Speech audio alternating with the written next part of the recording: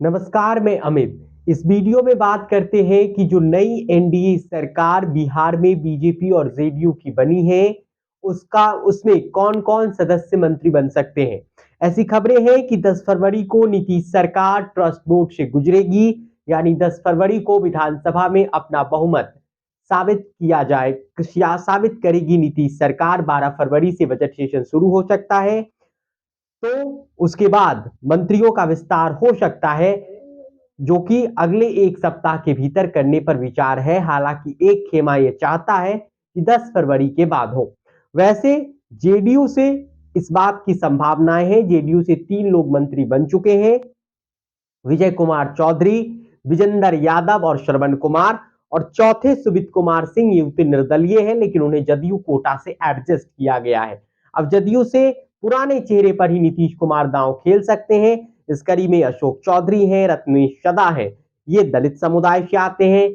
लेसी सिंह हो, शीला मंडल हो, उन्हें फिर से मंत्री बनाया जा सकता है। संजय कुमार झा, जिन्हें नीतीश कुमार का हनुमान कहा जाता है।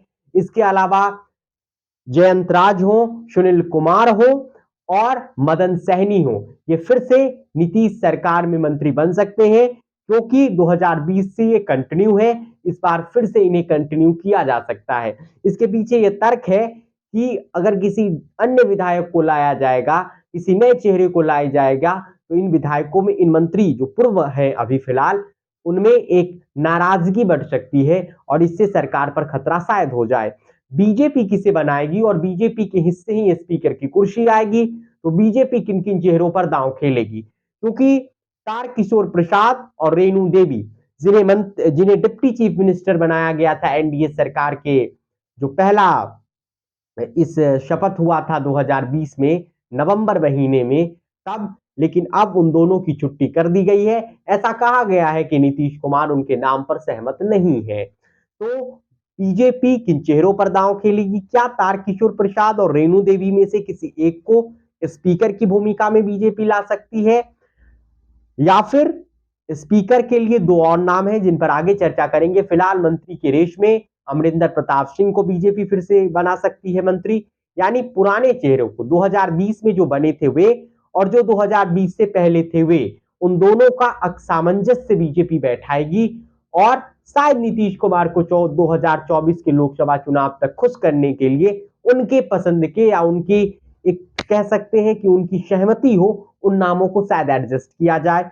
हालांकि जो डिप्टी सीएम बनाए गए हैं, उनके साथ क्या नीतीश कुमार उतनी सहजता से काम कर पाएंगे जितनी सहजता से सुशील मोदी के साथ करते थे, ये फिर एक सवाल होगा। खैर, अमरिंदर प्रताप सिंह पिछली सरकार में कृषि मंत्री थे एनडीए के, उन्हें फिर से मंत्रिमंडल में शामिल किया जा सकता है। नितिन नवीन छत्तीसगढ़ में भाजपा को जिताकर लाए हैं, बेहतरीन काम किया था संगठन का, तो वक्त आ गया है कि उन्हें इसका इनाम मिल जाए और वे फिर से मंत्री बन सकते हैं। पूर्ववर्ती सरकार में पीडब्ल्यूडी मंत्रालय वो संभाल रहे थे।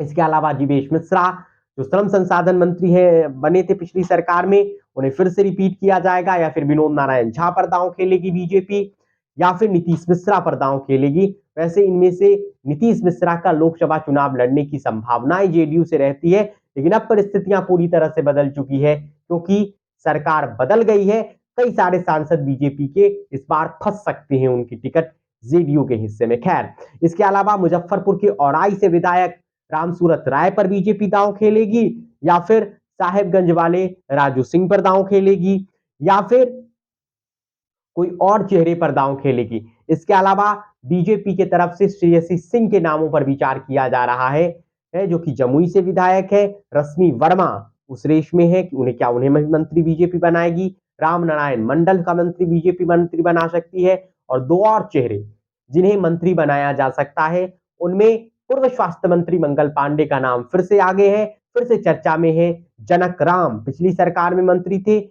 इस सरकार में भी उन्हें फिर से मंत्री बनाया जा सकता है। इसके अलावा शहनवाज हुसैन, यानी बीजेपी से एक मुस्लिम चेहरा को शायद इस बार एडजस्टमेंट कर दिया जाए। पिछली सरकार में उद्योग मंत्री थे। हालांकि शहनवाज हुसैन और मंगल पांडे और संतोष सुमन का कार्यकाल इसी साल अप्रैल महीने में समाप्त हो रहा है। इसके अलावा नीतीश कुमार का, संजय झा का भी कार्यकाल खत्म हो रहा है। तो इस स्थिति में शहनवाज हुसैन को भी बीजेपी मंत्री बना सकती है, अल्पसंख्यक वोटरों को शायद एक संदेश दे दे। हालांकि बीजेपी भी ऐसा मानती है कि अल्पसंख्यक वोटरों का एक बड़ी तादाद राजद की तरफ ही शिफ्ट होता है। हालांकि बीजेपी को यह भरोसा है कि नीतीश कुमार के उसके साथ आने से कुछ अल्पसंख्यक वोटर्स उनके साथ आ सकते हैं। वहीं बीजेपी की तरफ से स्पीकर के रेस में 3 नाम प्रमुखता से चल रहे हैं। उनमें पहला नाम पूर्व मंत्री नंदकिशोर यादव का है। इसके अलावा उस रेस में नाम चल रहा है 2 पूर्व डिप्टी सीएम यानी तारकिशोर प्रसाद और रेणु देवी, जिनकी छुट्टी हो गई है इस सरकार में। अब डिप्टी सीएम थे तो क्या मंत्री की शपथ ले लेंगे। वैसे हमने आजकल की राजनीति के दौर में देखा है, जो डिप्टी सीएम हुआ करते थे कभी वे मंत्री बन जाते हैं राज्य में।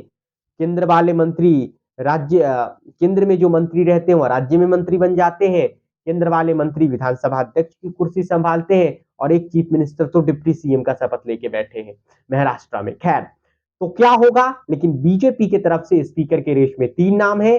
उनमें प्रमुखता से सबसे आगे नंदकिशोर यादव का नाम है।